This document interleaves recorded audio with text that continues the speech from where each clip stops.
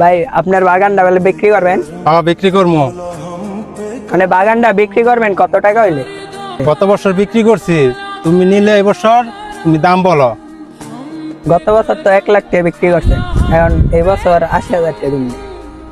গত বছর 1 লক্ষ টাকা বিক্রি করছি, এই বছর 80,000 না, নিলে তুমি 90,000 টাকা হলে নিতে পারবা। আচ্ছা আপনার কথাই রইলো, আমি এখন একটা পাড়া দেওয়ার জন্য ঘর বানাই, আর সন্ধ্যাবেলা এসে আপনার টাকাটা দিয়ে দিই। ঠিক আছে, আপনি লেচু বাগানটা ঘুরে দেখে আসেন, দেখে আসা তারপর আপনি নিয়ে যান।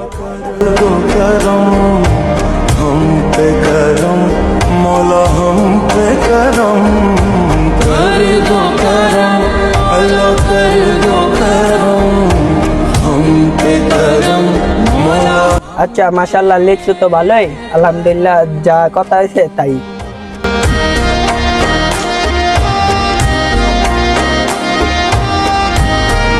আচ্ছা তুই থাক এই জায়গা পাড়াটারা দেশ, আমি বাকি ভাই আপনি বলে লেচু কিনা বলে এলাকার ভিতরে ব্যবসা করতেছেন, পোলা পানিরে মিষ্টি খাওয়া টিয়া পয়সা দিলেন না। কে আর মিষ্টি খাওয়ার টিয়া দিব? পোলা পানি এলাকার ভিতরে মিষ্টি খাওয়া টিয়া পয়সা লাগে না মিয়া, এই যে পোলা পানি পাল্টাছে এই যে এটি লেগে। আপনার আমি কে টিয়া দিম ভাই? আমি তো যাতে বাগান কিনছি, আমি ওরা কল দিতেছি।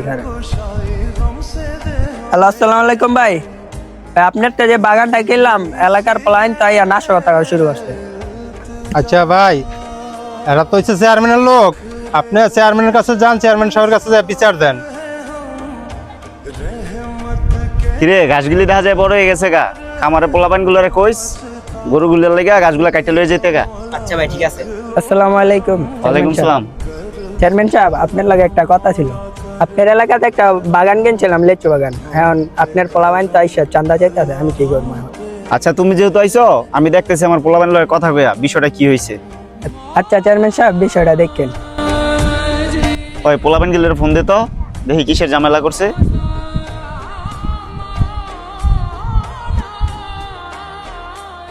দাঁড়া, কেটা ফোন দিছে? দাঁড়া, চেয়ারম্যান সাহেব ফোন দিছে রে। ওই তোরা কই? এই 3 রাস্তার মোড়ে আয় তো। জি চেয়ারম্যান সাহেব, আসতে আছি।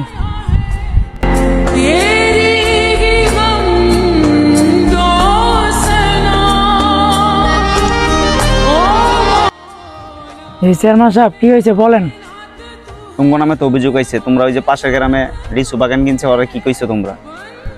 জি চেয়ারম্যান সাহেব, উনি তো এলাকার ভিতরে লিচু বাগান কিনছে, কিন্তু পোলা পানি চালাই দিলে তো কিছু টাকা পয়সা লাগে, বুঝেনি তো, লেগে মিষ্টি খাওয়া লাগে, কিছু টাকা আনতে গেছিলাম আর কি। তোমরা কি আমি টাকা পয়সা দেই না? তোমরা এগুলা করলে কেমনে হইব? এলাকার মান সম্মান আছে না একটা, তোমরা এগুলা করো কেন? তোমরা টাকা পয়সা সবকিছু তো বরণ পোষণ আমি দিতেছি, তাইলে তোমরা এলাকার মধ্যে এগুলা করলে তো মান সম্মান যাবে আমার। এগুলা করবা না নেক্সট টাইম। আচ্ছা চেয়ারম্যান সাহেব, ঠিক আছে, আমাদের ভুলে গেছে, আমরা আর এই কাজ আর কখনো করবো না। এইসব কাজ তোমরা করবাও না, কাউরে করতেও দিবা না। এইসব কাজ থেকে সবসময় বিরত থাকবা, নিজেও বিরত থাকবা, আরেকজনও বিরত রাখবা।